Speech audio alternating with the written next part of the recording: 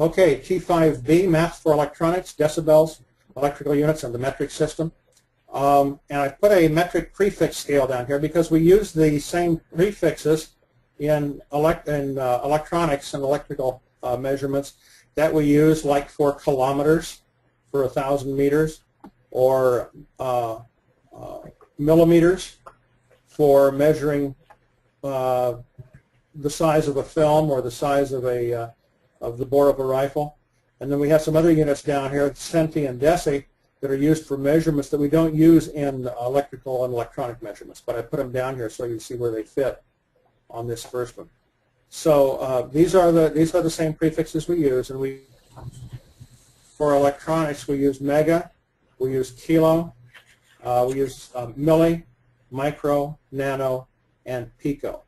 Okay, and as we go this direction, the units are getting smaller. As we go this direction, the units are getting bigger. Okay, how many milliamperes is 1.5 amperes? Okay, let's take a look at how we do this. We have 1.5 amperes, which is the basic unit. We're going to change it to milliamperes. And you can see right here that milli has a 3 right here. To make that change, we're going to move the decimal point 3 places. We're going to move it from here to here, here, here. So it ends up, starts here, here, here, here. We end up with 15 milliamperes. Mm-hmm. Okay?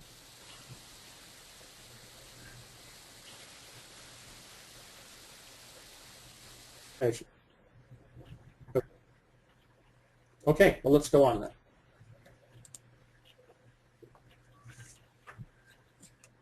What is another way to specify a radio signal frequency of 1,500,000 hertz? Okay, we go here. We're going to have 1,500,000. We're going to do it in kilohertz. Okay, so that's 3. And the units will be larger, so the number will be smaller. Okay, so if our decimal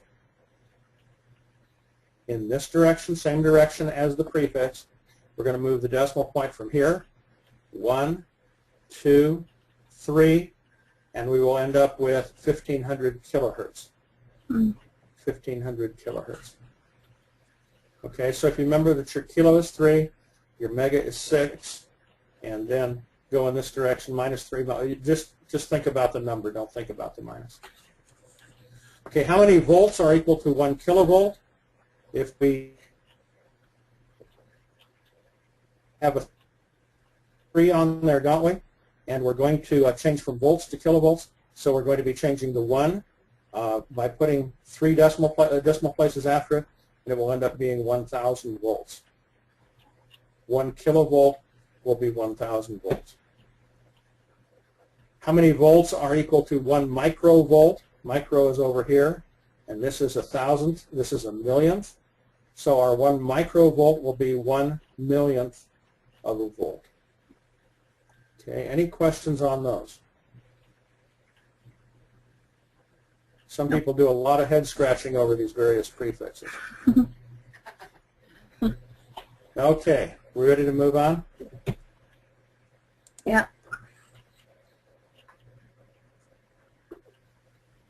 Which of the following is equivalent to 500 milliwatts?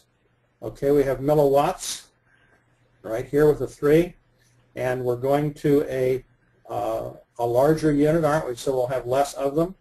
If we move the decimal place from here, we're starting here, 1, 2, 3, our decimal point goes out there, and we end up with 0.5 watts.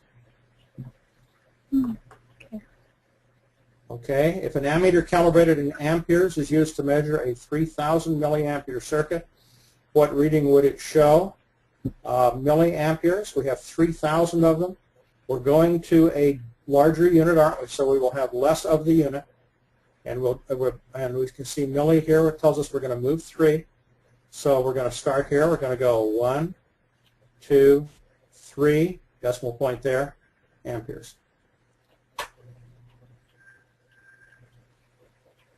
Okay, any questions on those?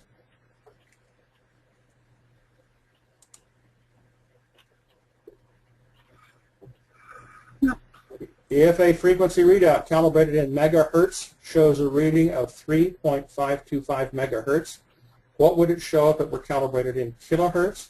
We're going from megahertz to kilohertz. We're going from a bigger unit to a smaller unit, so the number will become larger. Okay, we're gonna move it. We're gonna move it 3 places, aren't we? Because here we're 6, here we're 3.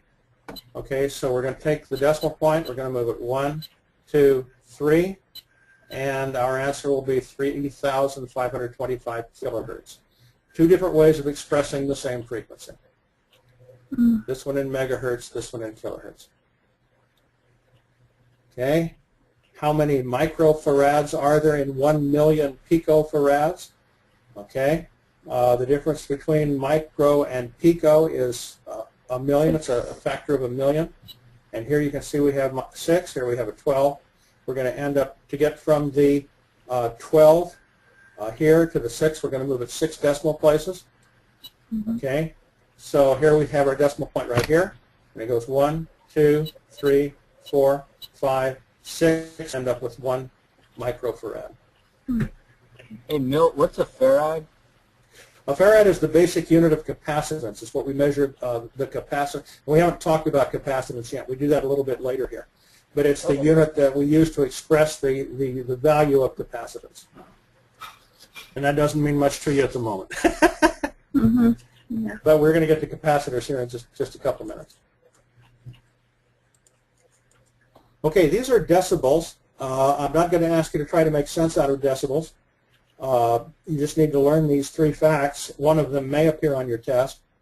What's the approximate amount of change measured in decibels of a power increase from 5 watts to 10 watts? If the change of power is a factor of 2, here it's doubling, isn't it? Okay?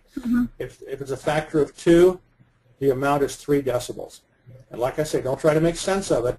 Just learn that. If the power doubles or if it's cut in half, the change is 3 decibels. Decibels are not absolute units. Decibels are ratios between units.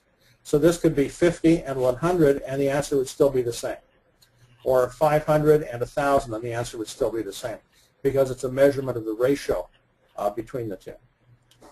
Okay? What's the approximate amount of change measured in decibels of a power decrease from 12 watts to 3 watts?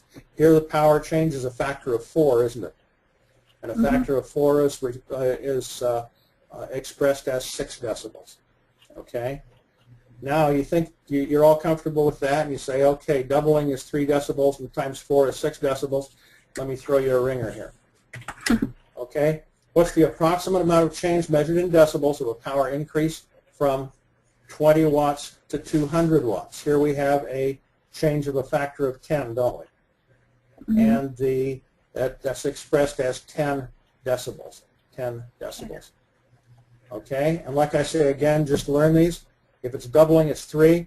If it's times 4, it's 6. And if it's times 10, it's 10 decibels. And on this exam, they won't ask you to do any more than that with the decibels.